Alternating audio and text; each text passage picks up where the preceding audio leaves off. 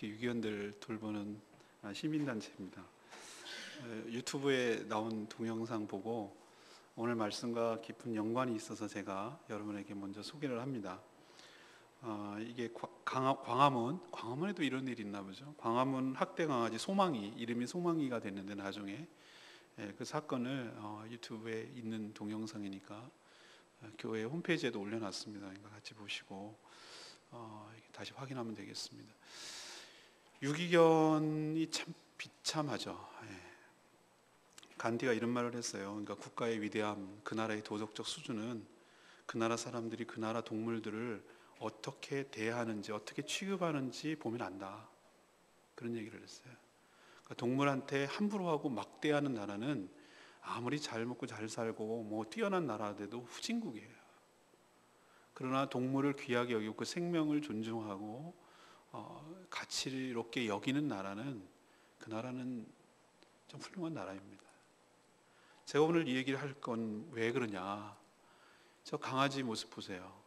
근데 꼭 그 모습 속에서 우리의 모습이 투사되고 투영이 되는 거예요.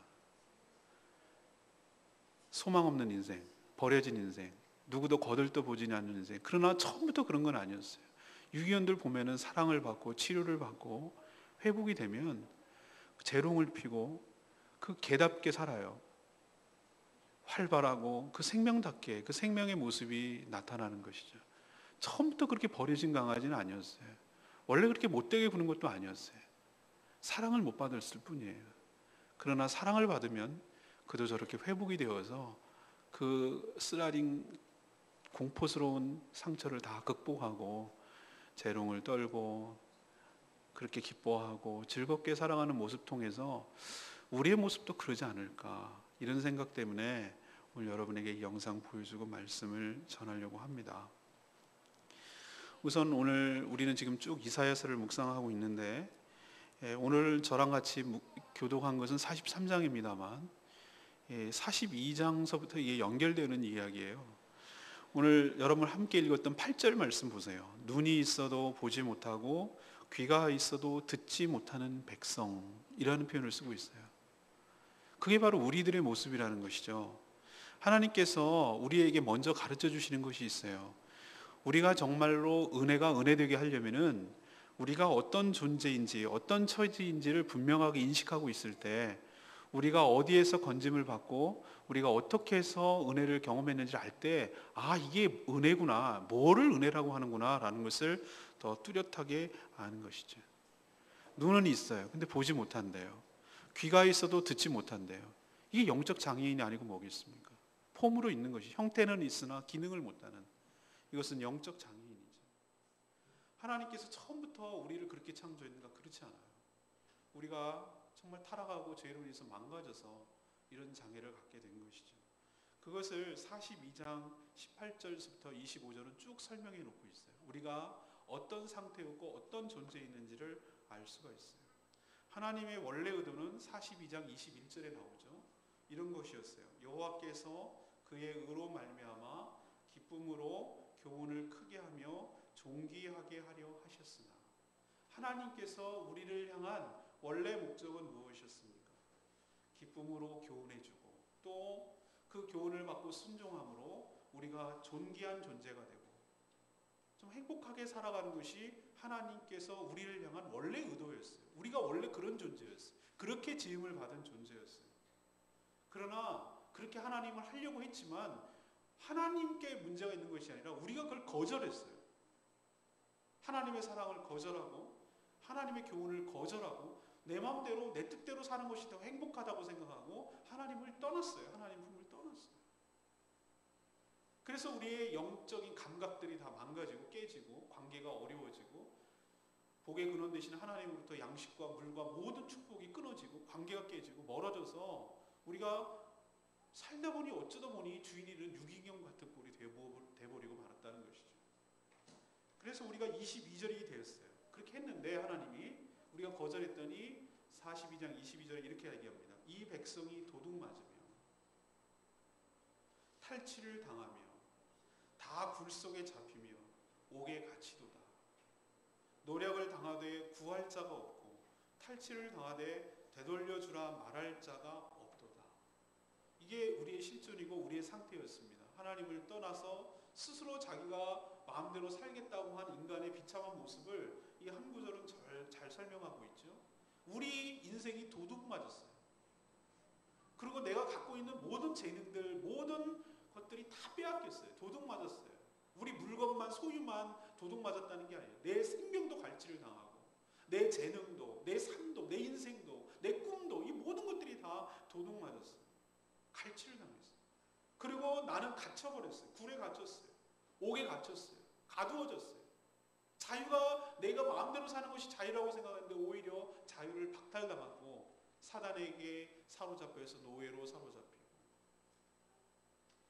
귀신에게 사로잡히고 물질에 사로잡히고 세속의 욕망에 사로잡히고 나도 모르게 나는 그것을 얻으려고 했는데 그 속에 갇혀버려서 꼼짝도 못하는 그런 상황.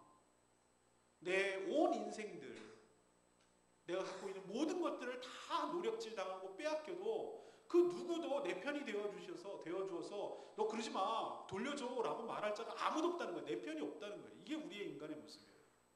하나님을 떠난 인간의 모습. 오늘 아까 봤던 동영상처럼 꼭 사랑이 같죠. 꼭 우리 모습이 그래요.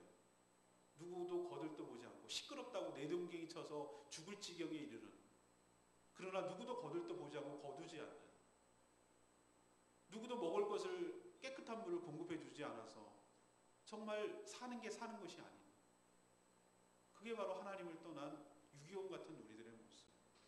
이런 영적 장애를 안고 주인을 잃어서 살아가는 우리들의 모습임에도 불구하고 하나님은 8절에 있는 말씀대로 그런 영적 장애인임에도 불구하고 그냥 소망이 없는 그런 모습임에도 불구하고 그냥 놔두면 그냥 죽을 인생임에도 불구하고 그런 인생을 거두고 그를 이끌어내시고 그를 치유하시고 그를 회복하시고 우리가 찾아갈 힘도 없어요. 어디로 가야 되는지도 모르는 유기인과 같은 인생이고 그냥 어느 시궁창 같은 구석 골목에서 버려져가지고 시간만 지나면 죽을 인생이었는데 하나님께서 우리가 하나님을 찾는 것이 아니라 하나님이 우리를 찾아내셔서 우리에게 오신단 말이에요. 우리에게 다가오신단 말이에요.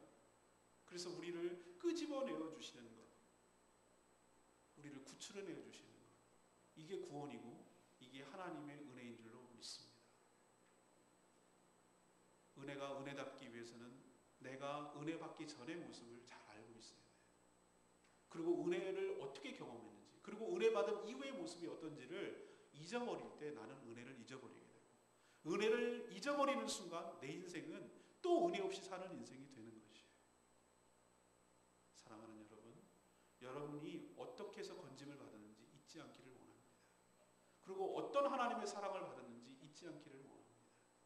그리고 그 은혜를 영원히 기억하고 감사하고 하나님께 영광 돌릴 때 여러분의 신앙이 더 풍성해지고 하나님과 여러분의 사이가 더욱 돈독해지고 하나님의 은혜가 더욱더 풍성하게 여러분 삶 가운데 있게 될 줄로 믿습니다.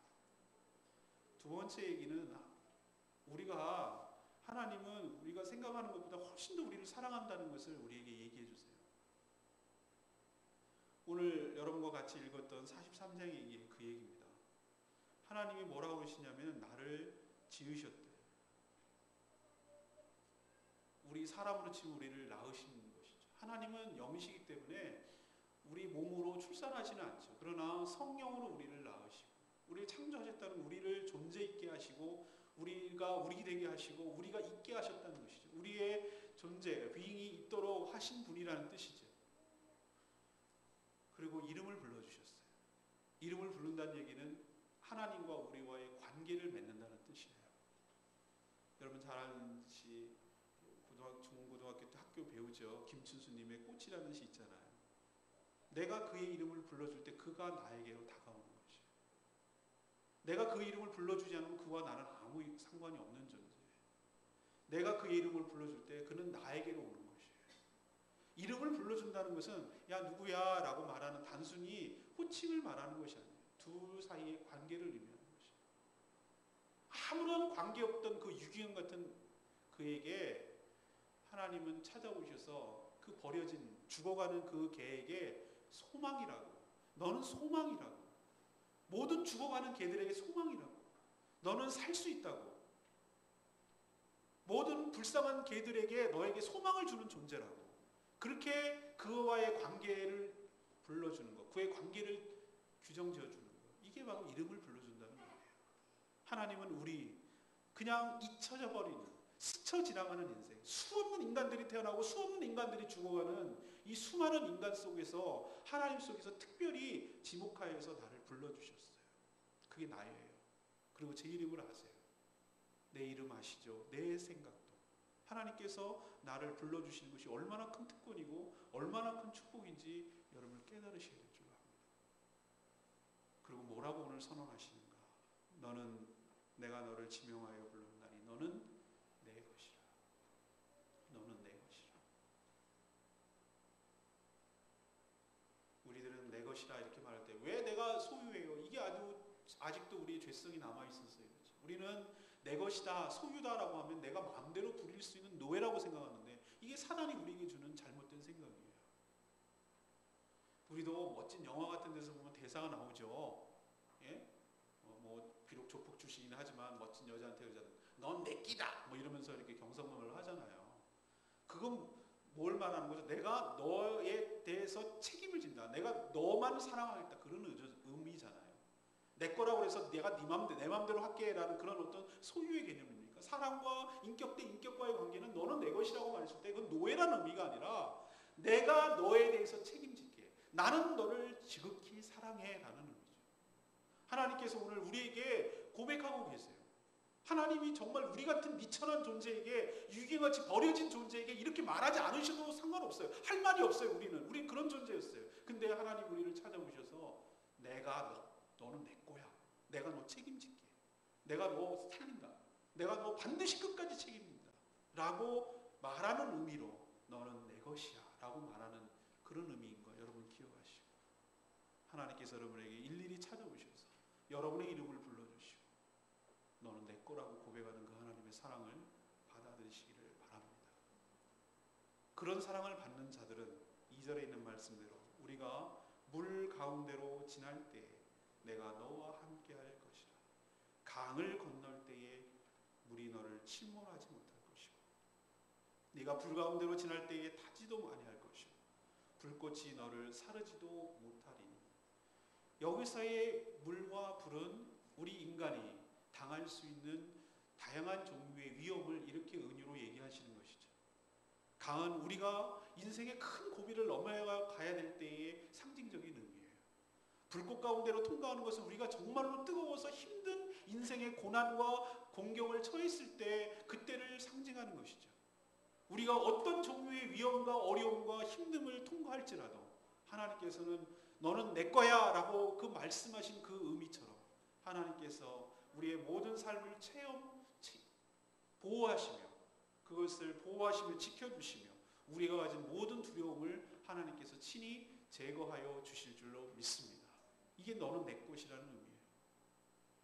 3절 4절 보면은 하나님께서는 어떤 대가를 치러서라도 내가 너를 구속한다 라고 말씀하시는 거예요. 대전하는 내 하나님이요 이스라엘의 거룩한 이요 내 구원자라. 내가 애굽을 너의 속량물로 구스와 스바를 너를 대신하여 주었다. 내가 내 눈에는 보배롭고 존귀하고 내가 너를 사랑하였은지 내가 내 대신 사람들을 내어주며 백성들이 내 생명을 대신하라. 이 얘기가 뭐죠? 어떤 대가를 치러서라도 내가 너를 끄집어낸다. 그 사랑이 뚜렷하고 확실하게 드러난 것이 갈보리 언덕의 예수 그리스도의 십자가인 줄로 믿습니다. 어떤 대가를 치러서 우리는 설마 그것이 당신의 독생자 아들 예수 그리스도의 생명값인지는 몰랐을 거예요. 그 정도 값입니까? 그 정도의 가치가 있는 존재입니까? 라고 우리가 대부를 맞고 깜짝 놀랄 만큼 하나님께서 이렇게 말씀하신 것이 이게 예수님 오시기 전 700년 전의 예언인데 어떤 대가를 치러서라도 내가 애굽과 구스와 스바 모든 백성들의 생명을 대신해서라도 너를 내가 끄집어낼 것이다. 책임진다. 그것이 구체적으로 나타난 것이 예수 그리스도의 십자가 사건이었어요. 죄 없는 자기 아들, 이 땅에 오지 않았어도 될 그 영광 가운데 있는 자기 아들 예수 그리스도를 이 땅에 보내시고 우리같이 별 볼 일 없고 이루같이 하나님을 스스로 저항하고 스스로 떠난 인간들 뭘 기대할 것이 있다고 무슨 의미가 있다고 그 생명이 무슨 가치가 있다고 죽어가는 개들이 한둘인가? 그렇게 생각할 수 있는 그런 별 볼 일 없는 존재에게 와서 자기 아들의 생명값을 치르는 거예요. 그리고 우리를 끄집어내시는 거예요. 그 죄값을 치러주시고 대신하여 죽어주시고 우리의 죄값을 다 속량하시고 우리를 구원하실 만큼 우리는 가치롭고 보배로운 존재인 줄 믿습니다. 우리가 어떤 존재냐고요? 예수님의 핏값이에요. 수준이. 우리가 어떤 가치가 있냐고요? 우리 스스로 생각에는 별 볼 일 없고 하나님 왜 이렇게까지 사랑하세요라고 이해가 되지 않지만 하나님 눈에 보기에는 우리는 그게 이해가 납득이 안 가고 이해가 되지 않지만 하나님은 4절에 보니까 내가 내 눈에 보배롭고 존귀한 존재라는 거예요. 얼만큼? 예수님의 보혈값만큼, 그 가치만큼, 목숨값만큼 내가 너희들을 사랑한다고 말해요. 그리고 5절에서 7절까지 쭉 나오는 얘기는 한마디로 요약하면 그거예요. 그동안 내 품을 떠나서 사단에게 사로잡혀가지고 이리저리 끌려다니면서 종살이하며 천독꾸러기처럼 지내고 발로 뻥 차고 내던져지고 돌로 던지고 갖고 놀고 잡아먹기까지 하고 그렇게 지내던 그렇게 떠돌이 개 같은 그 개들을 하나님께서 다 불러주시는 거예요. 나만 그런 것이 아니라 그런 자들을 하나님께서 다 불러 모아 주신다는 얘기를 다 기록하고 있어요. 7절에 그렇게 나오잖아요. 5절에 두려워하지 말라. 내가 너와 함께하고 너의 모든 것들을 내가 동에서 서에서 다 불러낼 것이야. 너를 가두지 못하게 할 것이야. 7절에 내 이름으로 불려지는 모든 자 너는 예수 그리스도의 보혈로 구원을 받을 만큼 너는 너 어깨 위에는 예수 그리스도의 이름이 달려있어. 그래서 내가 내 영광을 위하여 창조한 자 너희야 바로 너를 오게 할 것이다. 내가 그를 지었고 내가 그를 만들었느니라. 이렇게 하나님께서 우리를 이야기해 주십니다. 사랑하면 사랑하는 사람에게는 우리 그러잖아요. 콩깍지 꼈다고. 그런 거 없으면 결혼 못하는 것 같아요. 제가 봐도 그래요. 저도 그랬고 대부분의 결혼한 사람도 그래요. 제정신으로 하겠어요. 뭐가 시여도 단단히 시해야지 결혼을 하지. 아마 이성적으로 생각은 못할걸요. 그래야 뭐가 역사가 일어나요. 근데 그게 우리만 그런 줄 알았더니 하나님이 그래요. 하나님이 단단히 쉬어도 뭐가 쉬었어요? 사랑의 콩깍지가 끼어있어요. 우리가 우리를 생각해보면 도저히 그럴 만한 가치 있는 존재가 아니에요. 그런 사랑받을 만한 존재가 아니에요. 근데 하나님은 뭐가 단단히 쉬어도 완전히 진운의 안경이라고 우리가 보기에는 두 커플 너무 안 어울린다. 그런데 웬걸 둘이 너무 좋아 죽어. 그걸 어떻게 설명할까요? 그냥 그렇다는데요. 이게 사랑이 아니겠어요? 사랑이 어떻게 논리가 이해가 돼요? 논리를 초월하고 이성을 초월하는 게 사랑 아니겠어요? 근데 그 사랑 때문에 뭔가 역사가 일어나지 않는 건가요? 하나님은 우리를 이렇게 사랑하신 줄로 믿습니다. 콩깍지가 끼었어요. 왜냐고 설명하지 마세요.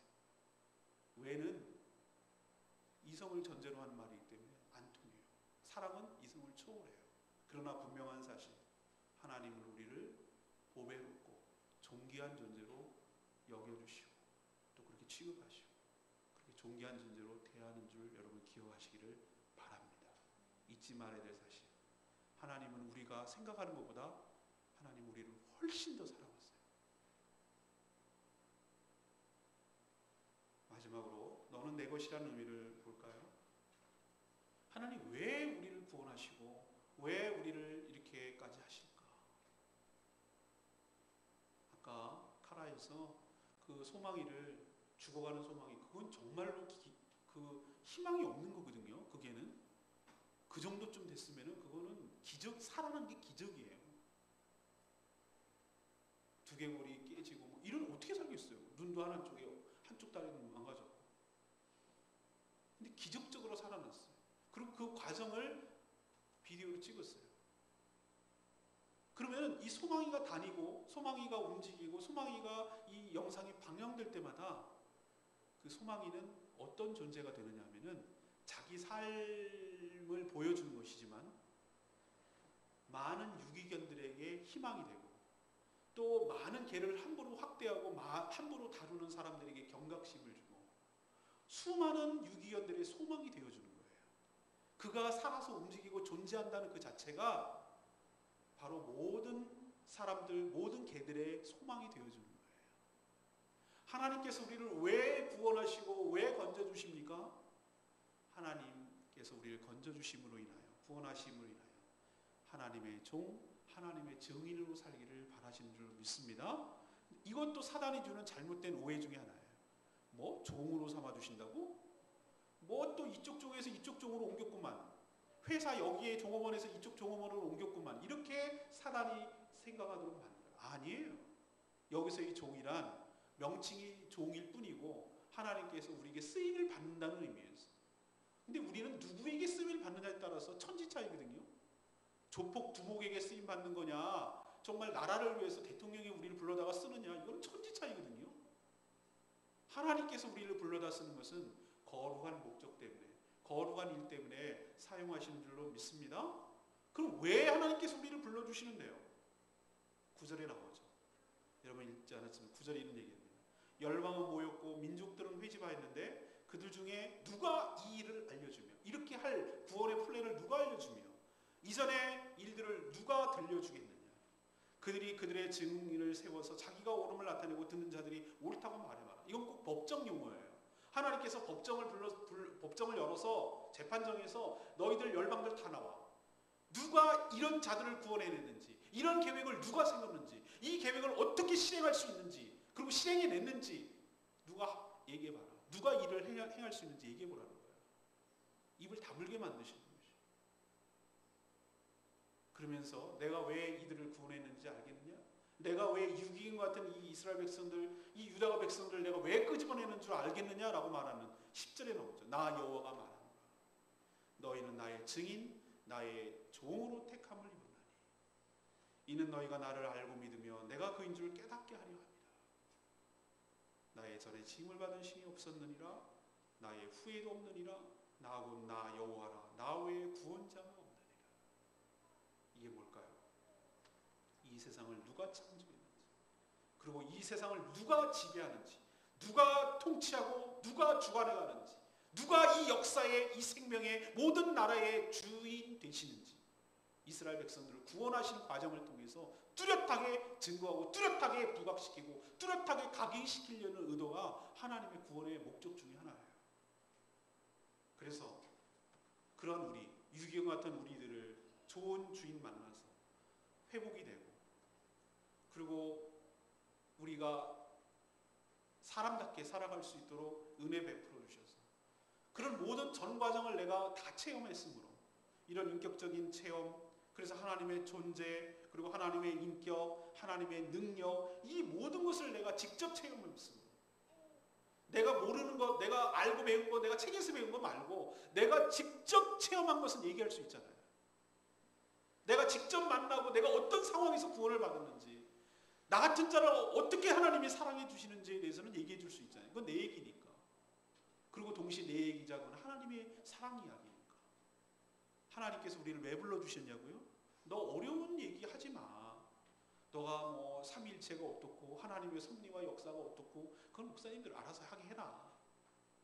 너는 그런 어려운 얘기 안 해도 돼.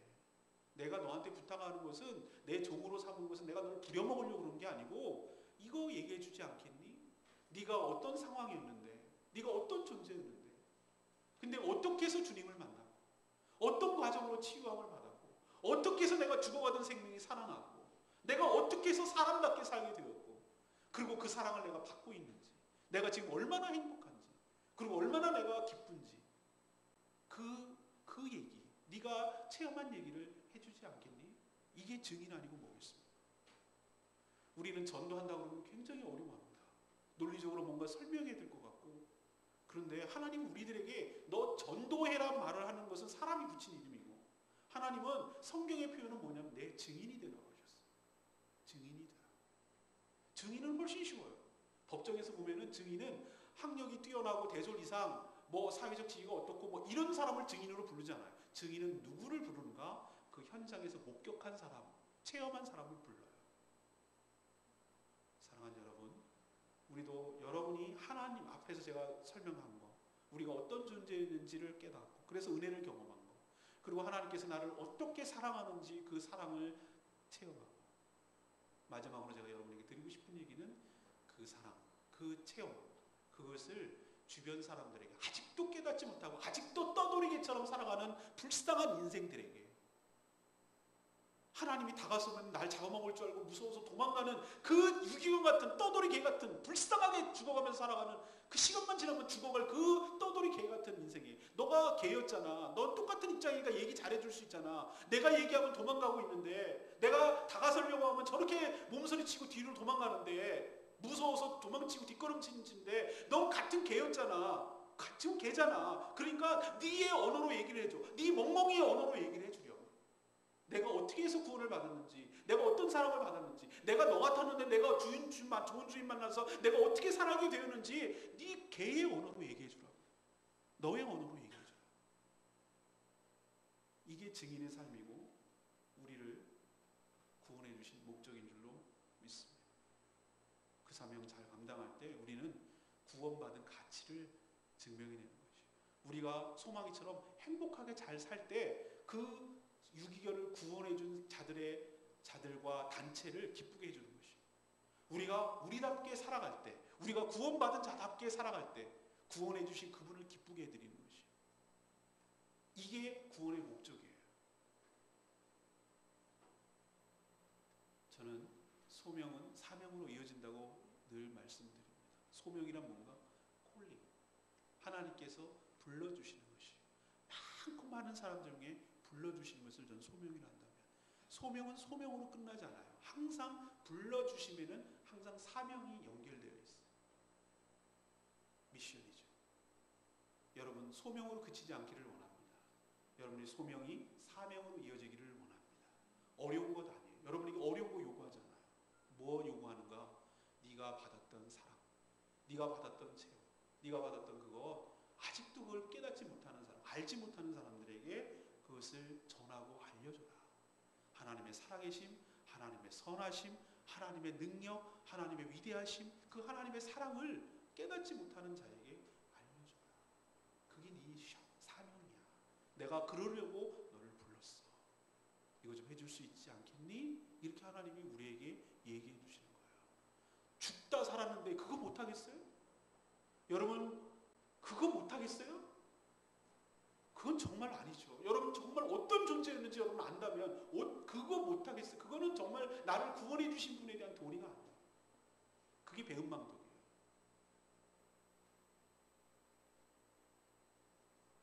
전 여러분이 지금 어떤 상황에 있는지 모릅니다.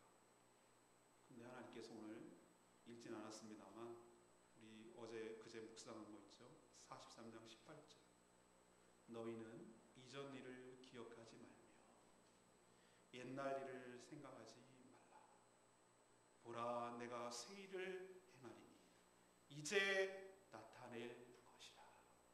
사랑하는 여러분, 여러분이 지금 죽인 것처럼 죽을 만큼 힘들고, 나는 사람들로부터 다 버림받은 것 같고, 아무도 나를 도와줄 것 같고, 아무도 내 편이 없는 것 같이 그런 처지에 있다 하더라도 여러분 절망하지 마세요.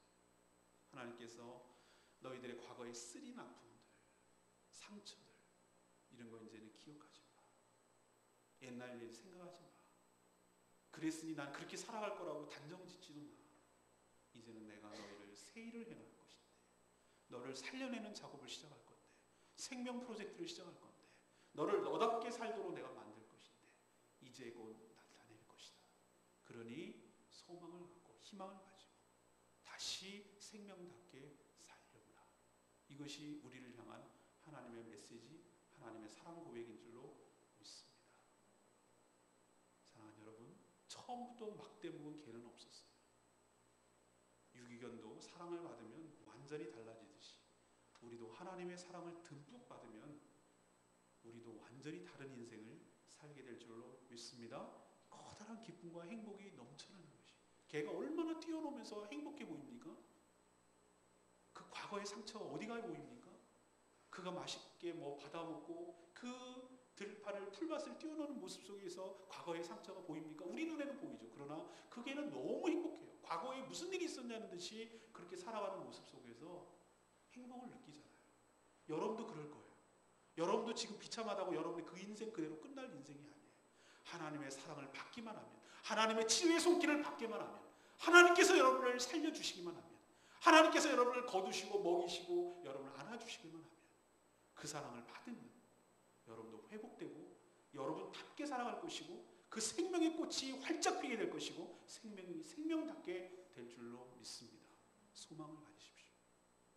또 하나, 진정한 사랑에는 이유와 조건이 없어요. 우리는 늘 사람에게 치여 살아서 give and take, 내가 준 만큼 그걸 기대하고 그거 안 되면 상처받았다고 그러고 이게 일상사예요. 그러나 진짜 사랑은 하나님의 사랑이에요. 이성을 초월하는 사랑, 왜냐고 묻지 않는 사랑, 그냥 콩깍지가 씌인 사랑. 그래서 이유와 조건이 없어요. 어디만큼? 자기 아들의 생명을 줄 만큼. 생명을 주신 분이 다른 무엇은 주지 않겠느냐. 이게 성경의 말씀이에요. 자기 아들의 생명을 주신 분이 이걸 줬다면 우리는 하나를 보면 열을 알잖아요. 자기 아들을까지 내어주시니까 뭘 안 주시겠어요. 우리에게 필요한 모든 것들을 공급하시며 우리를 사랑하여 주실 줄로 믿습니다. 하나님 그냥 사랑하는 거예요. 우리를 아무 조건 이유 없이. 제가 초콜릿처럼 생겨서 종자가 좋아서 아니에요. 그냥 사랑하신 거예요. 생명이기 때문에. 그리고 마지막으로 부탁합니다. 이제는 그 사랑 받았으니 받을 것이니 소명은 사명으로 이어지기를 원합니다. 그리고 그 사랑을 증언하고 그 사랑을 전하는 삶을 살아가는 것. 이게 하나님의 사랑, 하나님의 구원을 받은 자답게 살아가는 태도입니다. 어려운 거 전하려고 하지 마세요. 여러분이 하나님께 받은 사랑을 전하세요. 하나님이 인격적으로 어떻게 만나는지, 나를 어떻게 다루셨는지, 그리고 나를 얼마나 사랑하시고 얼마나 복을 내려주셨는지, 그래서 내가 얼마나 지금 행복한지 그것을 전하는 것. 이것이 바로 여러분이 구원받은 자답게 살아가는 삶의 태도이고 여러분의 미션입니다. 그게 사명입니다. 이 사명 잘 감당하는 저와 여러분